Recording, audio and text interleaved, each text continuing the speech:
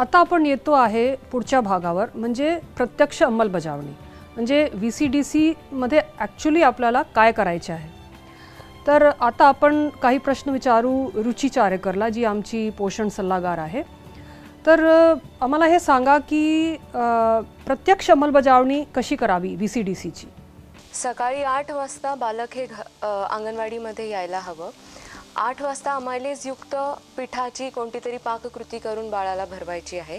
मग त्याच्यात लापशी असू शकते, शिरा असू शकतं किंवा उपमा असू शकतं किंवा अजूनही विविध पाककृती असू शकतात। त्यानंतर 2 तासांनी म्हणजे सकाळी 10 वाजता जो काही अंगणवाडीमध्ये नाश्ता दिला जातो तो नाश्ता या सॅम मॅम बालकांना देणं गरजेचं आहे।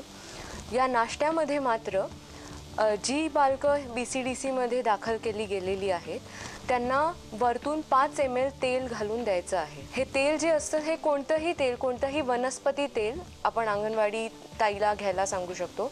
शेंगदाणा असेल, सोयाबीन असेल, सूर्यफूल असेल, जेही तेल। त्यानंतर आहे दुपारी 12 वाजता जो काही अंगणवाडीचा आहार असतो, म्हणजे दुपारचा जो काही आहार असतो, मग ती खिचडी असेल, वरण भात असेल, उसळ असेल, जेही काही आहार आहे त्याच्यातही 5 ml तेल घालून अंगणवाडी ताईने सॅम मॅम बालकांना भरवायचं आहे। त्यानंतर दुपारी 2 वाजता बाळाला घरचं जेवण घ्यायला सांगायचं आहे। म्हणजे 12 वाजताचा आहार झाल्यानंतर बाळ घरी जाऊ शकतं आणि घरचं दुपारचं जेवण घेऊ शकतं। तिथेही मातांना आपल्याला सांगणं गरजेचं आहे की घरचा जो काही आहार आपण या सॅम मॅम बालकांना देणार आहोत त्यामध्येही 1 चमचा तेल वरून घालणं गरजेचं आहे।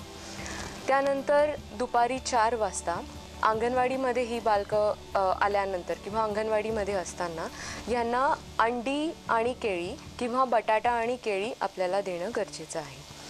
त्यानंतर संध्याकाळी 6 वाजता पुन्हा अमायलेज युक्त पिठाची कोणतीतरी पाककृती करून द्यायची आहे।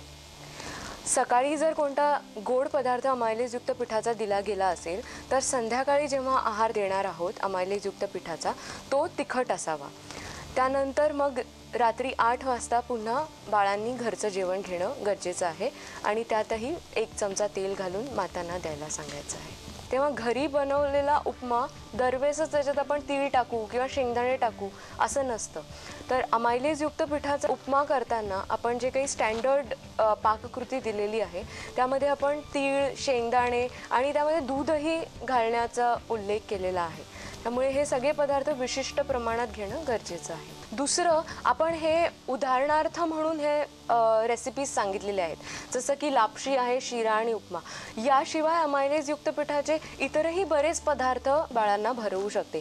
मग त्याच्यामध्ये धिरडे आहेत, पराठे आहेत, थालीपीठं आहेत, शेवया आहेत, चकल्या आहेत, शंकरपाळे आहेत, असे अनेक पदार्थ देऊ शकते। फक्त आपला जोर ह्याच्यावरतीच राहील की ते अमायलेज युक्त पिठाचा वापर करूनच बनवलं गेलं पाहिजे।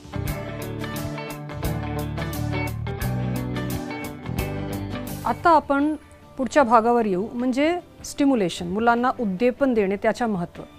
आणि यासाठी आपण पुन्हा डॉक्टर पणगेला काही प्रश्न विचारू।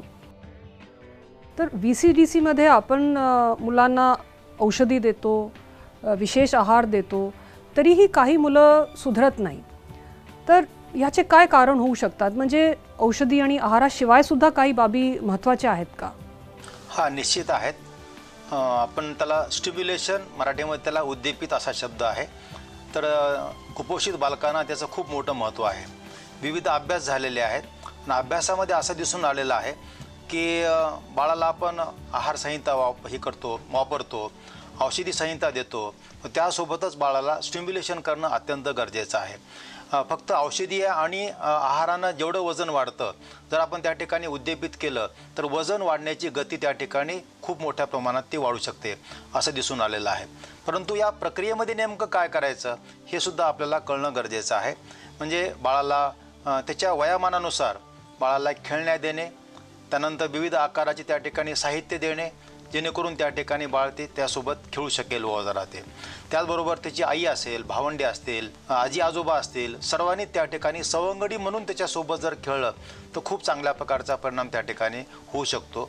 त्याचबरोबर विविध वाद्य देणे, त्यानंतर घसरगुंडीचा वापर करणे, बॉलचा वापर करणे, मैदानी खेळ जसे असतात त्या ठिकाणी बालकासोबत त्या ठिकाणी सर्व लोकांनी सहभागी होऊन तर त्या ठिकाणी खेळलं तर खूप चांगल्या प्रकारे बालकाचं स्टिम्युलेशन होतं आणि वजन वाढीची गती वाढू शकते.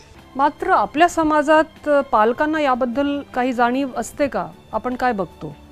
हां, तर ज्यावेळेस आपण क्षेत्रामध्ये भेटी देतो त्यावेळेस आदिवासी क्षेत्रामध्ये मात्र बालकासोबत बोलणं, खेळणं ही प्रक्रिया खूप मोठ्या प्रमाणात कमी आहे असं मात्र दिसून आलेलं आहे. मग त्या बालकाला काही कळतच नाही आणि त्यासोबत काय बोलावं, मग त्याच्यासोबत काय खेळावं, अशी एकंदर त्या ठिकाणी वस्तुस्थिती आपल्याला दिसून येते.